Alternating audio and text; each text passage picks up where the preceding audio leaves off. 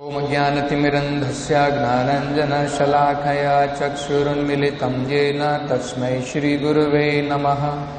नमो ओम विष्णुपादाय कृष्णप्रेष्ठाय भूतले श्रीमते भक्तिवेदान्त स्वामिनिति नामिने। नमस्ते सरस्वते देवे गौरवाणी प्रचारिणे निर्विशेषा शून्यवादी पाश्चात्यदेशतारिणे। जय श्री कृष्ण चैतन्य प्रभु नित्यानंद श्री अद्वैत गदाधर श्रीवासदि गौर भक्त वृंद। हरे कृष्णा कृष्ण कृष्णा हरे हरे, हरे Ram Ram Ram Hare Hare. So Brahmaji is further describing how the four Kumaras, they entered Vaikuntha Puri, they entered the Vaikuntha planets. So what all did they see in the Vaikuntha planet is described here. Tasmin Atitya Munayaha. Munayaha refers to these great sages. Tasmin means in the Vaikuntha planets. Atitya means they crossed. What did they cross? Shad Kakshaha. They crossed the 6 entrances. Kakshaha means the entrances or the walls, Prabhupada says. How did they cross? What was their mentality? What was their consciousness when they crossed the 6 walls, the 6 entrances of Vaikuntha Puri? Asajjamanaha. Asajjamanaha means without being much attracted. Actually, all the entrances of the Vaikuntha planets were gorgeously decorated, very beautifully decorated. But the 4 Kumaras, they crossed the 6 entrances without being much attracted. Then, when they reached the 7th door, Ataha Saptyamayam, when they reached the 7th door, they saw Achakshata. They saw, what did they see? Samana Vyavasau Devau. They saw 2 godly beings nearly of the same age. So Prabhupada explains, in the spiritual world, this is how it happens, that even though they may be of different age, but they still look like of the same age. So Prabhupada says, the significance of the doormans being of the same age is that in Vaikuntha planet there is no old age. So one cannot distinguish who is older. So this is also very significant. This tells about the quality of life in Vaikuntha planets. There is no old age there in the Vaikuntha planet. Then, what were they? How they were looking? So, they were looking of the same age, and at the same time, Grahita Gadau, they were having maces in their hand, Gada in their hand, Grahita Gadau. And not only they were holding Gadas, Parardhya, they were decorated with most valuable jewelries. Prabhupada says Parardhya means most valuable. So what were the most valuable jewelries? Keyura, Kundala, Kirita, Vitanka Veshau. Earrings, diamonds, helmets, garments, etc. So in the purport, Prabhupada says, the inhabitants of Vaikuntha are decorated like the Supreme Personality of Godhead, Narayana, with Shankha, Chakra, Gada and Padma.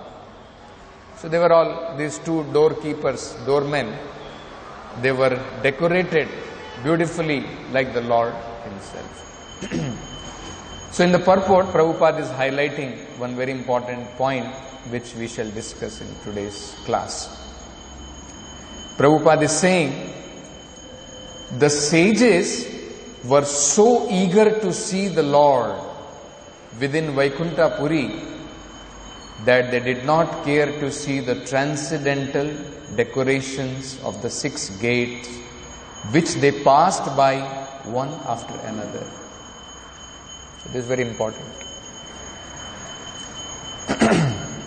It's only the great acharyas like Prabhupada, they are able to bring the real import of this verse. So even though it is mentioned, asajjamanaha, without being attracted, they were not attracted at all to the 6 gates beautifully decorated. Then why they were moving ahead? What was the real purpose behind that? Not at all attracted to the 6 gates. They are also transcendental gates, but they are not very much attracted to that. So Prabhupada is explaining why it is. So the import, the purport is very important. Otherwise, simply we read the verse, we don't understand much after, isn't it? What do we understand? The 4 Kumaras, they entered the 6 gates. They were not very much attracted to the 6 gates. And then they saw the doorkeeper, the 2 doorkeeper of the same age decorated like the Lord. Isn't it? But Prabhupada is explaining the real purport here. So that is why Bhakti Vedanta purports are very, very essential to understand Bhagavatam. If we have to understand Srimad Bhagavatam, it is only through great acharyas. And Chaitanya Mahaprabhu himself said, Bhagavata Paragiya Bhagavata Sthane. If you want to understand Srimad Bhagavatam, then you have to understand it through another Bhagavatam. It's only through great personality like Srila Prabhupada we can actually understand the real meaning of these different verses. So, the real consciousness of the 4 Kumaras is described here, which is very essential and which is actually one of the most important quality required to see the Lord. So Prabhupada is saying, the sages were so eager to see the Lord. Why asajjamanaha? Why did they neglect the transcendental decorations of the gate? Because of their eagerness to see the Lord. You see, they were so eager, they were not attracted to anything else. So actually this is very, very important. Where is the question of getting or neglecting the transcendental doors? We are not even able to neglect the so-called, material opulence itself. Where is transcendental Vaikuntha opulence? The great sages were able to neglect the transcendental opulence in their eagerness to meet the Lord. So this is a very important qualification. One cannot say, I am very eager, I am very eager. What is that eagerness? Eagerness has to be shown with our behavior. This is the behavior of the 4 Kumaras. What is the behavior? They are not attracted to anything else apart from seeing the Lord. That is the eagerness. That is the quality of eagerness. So when we are saying, I am eager, what does it mean? Eagerness means, are we ready to give up our attraction to this material opulences? Right? So, that should be the quality of our eagerness, that we are ready to give up our attraction to varieties of different kinds of distractions we have in this material world.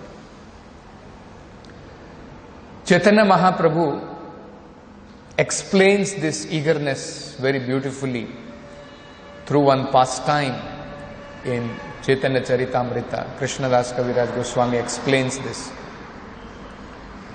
Chaitanya Mahaprabhu used to have darshan of the Lord Jagannath standing at Garuda Stamba. So quite from distance he used to have the vision of the Lord, and people would crowd in. We all see that, right?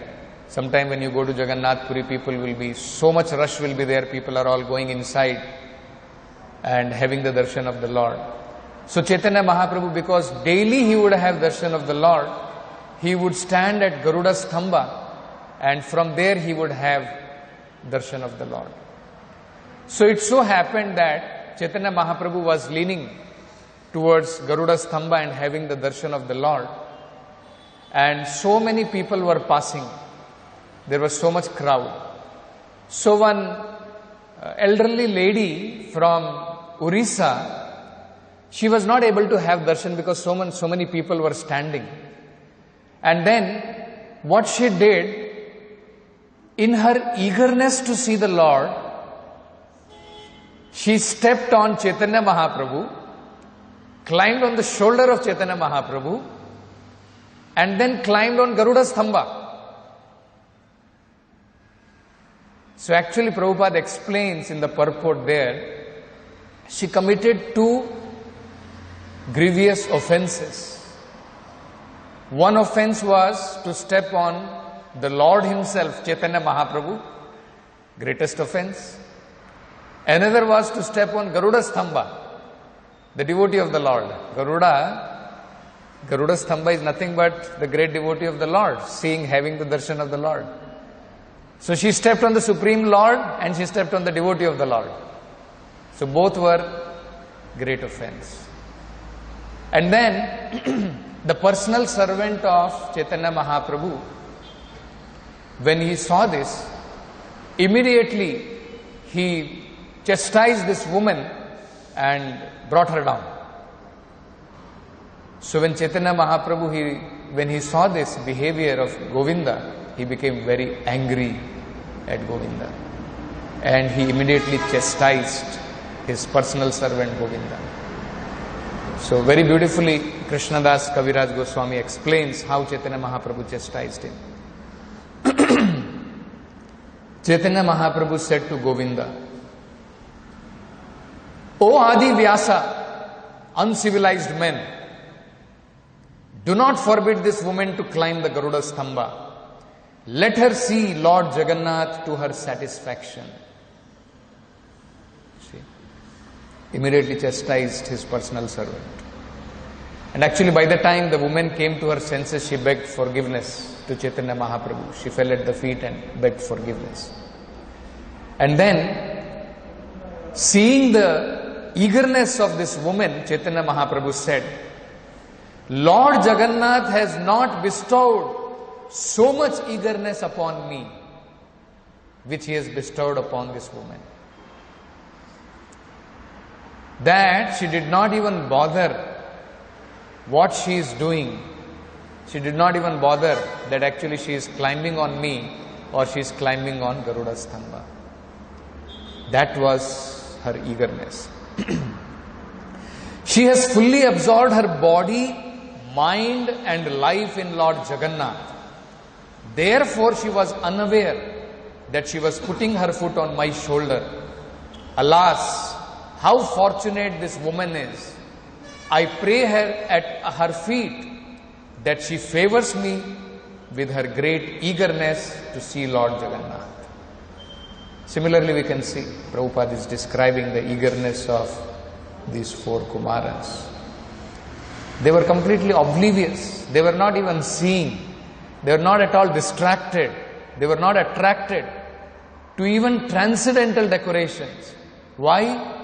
Because their heart, their mind was very eager to see the Lord. Actually, Prabhupada explains, not by tapasya, not by taking some great austerities. Recently there was an article in newspaper, one Jain woman, she fasted for around 60-70 days and finally she died. So it's not by mere some austerity, fasting, giving trouble to the body, standing on one leg, that the Lord is pleased. You see, the Lord is pleased, the Lord reveals Himself when one becomes very, very eager to see the Lord. In fact, Prabhupada explains that Srila Rupa Goswami, he explains through that beautiful verse he has composed that for everything we require some kind of wealth, some kind of exchange to happen to gain something, right? You want to gain something, you have to give some wealth, you have to give some price. Without price, nothing comes. So the Lord, He can also be purchased. And He says, no other wealth is required. Not your wisdom, not your great knowledge of the Vedanta, not your great austerity. All this is not a price by which one can see the Lord. Very simple qualification is required. Then everything else will develop. So he says, the only price you require to see the Lord is Lalyam. And Prabhupada says, this is called great eagerness to see the Lord. You see? Lalyam tatra ekamulyam. The only one great quality what is required to see the Lord is Lalyam, great eagerness. Prabhupada explains in the life of Rupa Goswami himself, what is the meaning of eagerness? Just like we see here, the eagerness of this woman from Orissa, we see the eagerness of the four Kumaras described here. So Prabhupada explains about the eagerness of Rupa Goswami. Rupa Goswami was so eager to meet Lord Chaitanya, he resigned his great job.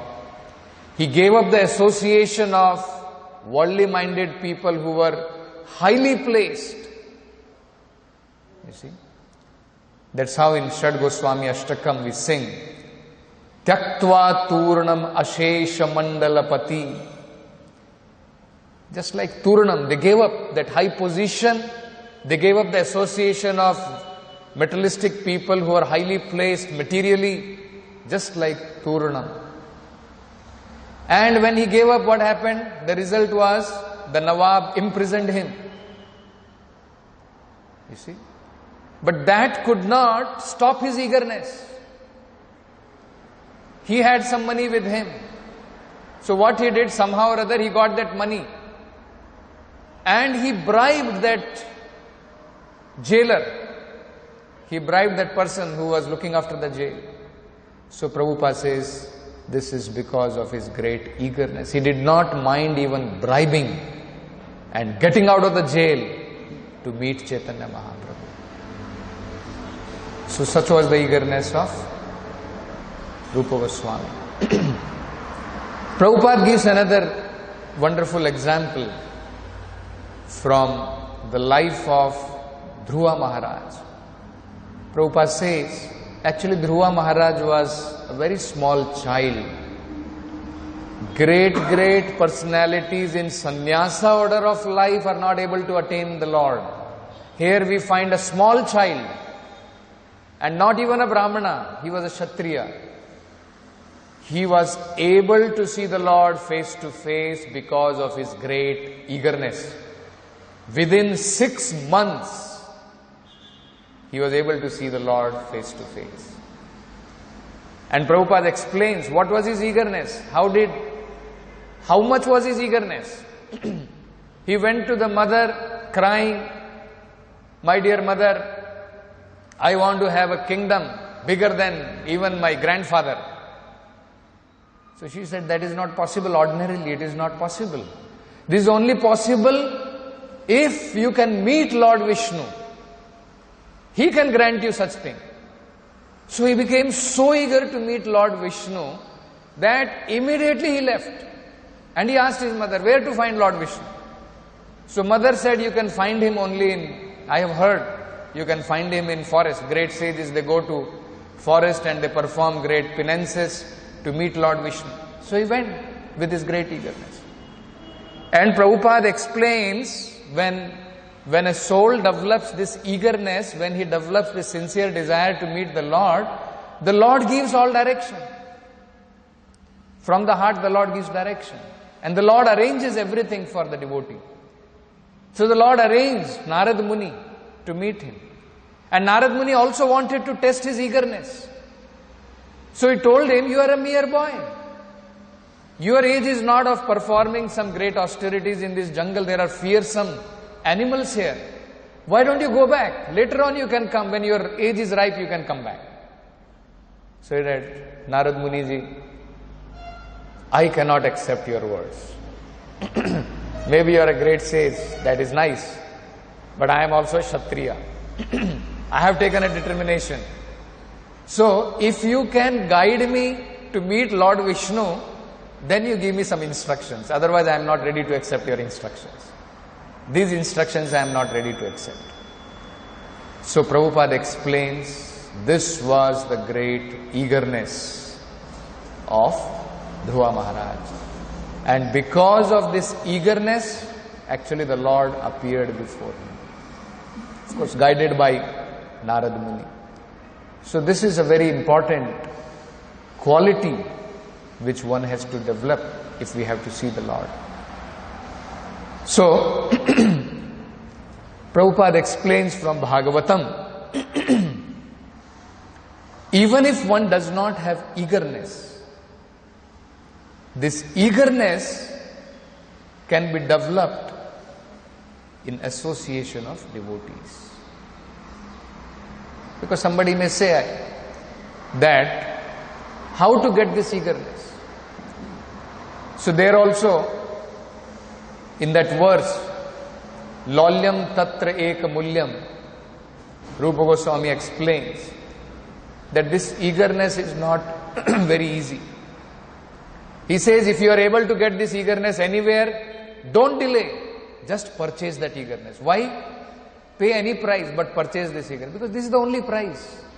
Nothing else is required. But then somebody may think that then it is so easy.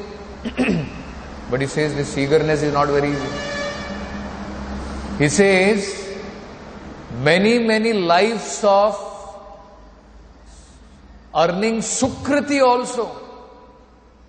With that also you will not get this eagerness. So there Prabhupada explains, even though with millions of lives of sukriti, one may not get this eagerness, but this becomes possible in the association of devotees. See? Devotees association is so valuable that even if I don't have eagerness, just by associating with the devotees, we can get that eagerness. And Prabhupada explains, there is a practical example. Example is of Narad Muni. What did he do? He had a great fortune that great devotees used to visit his house, his hut, and he got the opportunity to serve these great devotees. So, by serving these great devotees, he got the eagerness to see the Lord. He got the eagerness to hear about the Lord. See? And the more he became eager, it is explained, utkontha, that means his heart was longing for the Lord. And because of that longing, the Lord appeared before him. You see?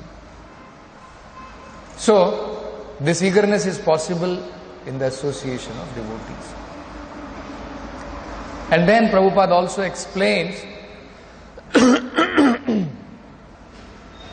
the symptom of eagerness. The symptom of eagerness is that the devotee wants to render more and more service to the Lord. How do we understand that the devotee is actually very eager to serve the Lord? Prabhupada explains that. that eagerness, if somebody is eager to serve, is eager to see the Lord, that can be seen by how eager he is to serve the Lord. So very beautifully Prabhupada explains that. I will read this.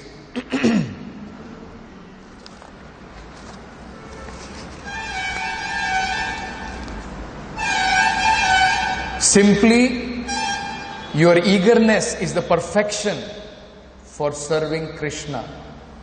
Increase that eagerness. And eagerness means, if you love Krishna, that eagerness will increase with your increase of love. You see, eagerness is not possible without loving Krishna. How to increase our eagerness? Without loving Krishna, eagerness will not increase. So Prabhupada is saying, increase that eagerness. And eagerness means, if you love Krishna, that eagerness will increase with your increase of love. And then Prabhupada is explaining, what does it mean? How I shall serve Krishna. That is love of Krishna. How I shall serve. If you love somebody, love is not in air. Love means I want to render service to that person. That is the characteristic of love. That is the symptom of love. Because you are voluntary servant. Nobody is forcing. That means unless you love Krishna, how that eagerness will increase? So,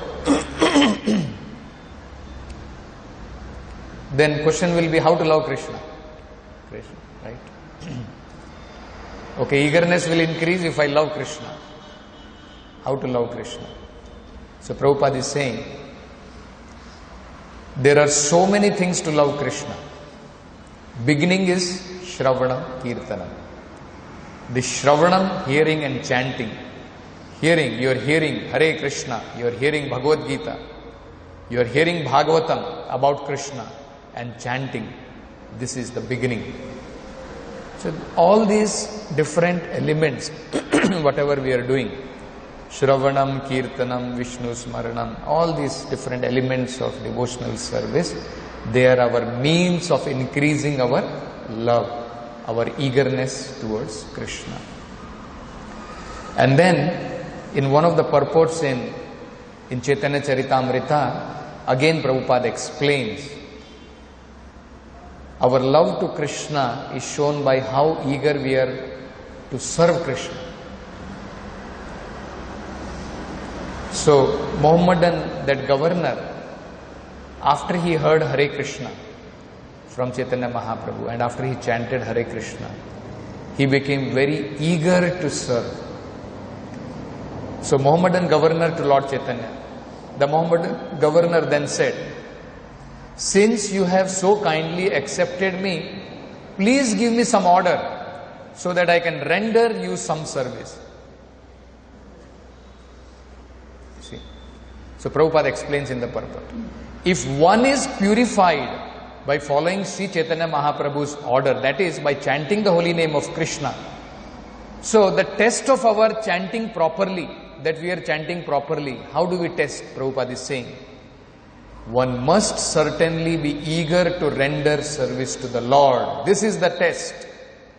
When one engages enthusiastically in Lord's service, it is to be understood he is reaping the result of chanting the name of Krishna. We are reaping the result of chanting. How it is shown? When we become very eager to serve the Lord. Just like here, Prabhupada is giving the example. After hearing Hare Krishna from Chaitanya Mahaprabhu, after chanting Hare Krishna, what was the reaction of this Mohammedan governor? His reaction was, he is praying to Chaitanya Mahaprabhu, please give me some service. Please order me what I should do, how I can serve you. So Prabhupada is saying, this is the test. After being released from one sinful life, one becomes eager to serve the Lord. That is the test. Since Mohammedan governor was immediately purified in the presence of Sri Chaitanya Mahaprabhu, He could utter the names of Krishna and Hari. Consequently, he was anxious to render some service. So, this is very important. And Prabhupada says that this example, what we are seeing, the various examples of, like Narada Muni examples, we are seeing the example of Dhruva Maharaja, we saw the example of Rupa Goswami. All these examples are a great, by seeing these great examples in the lives of these great personalities, and how we see is that all these great personalities, they were all from different circumstances. Not that they showed that from the very birth they were God conscious.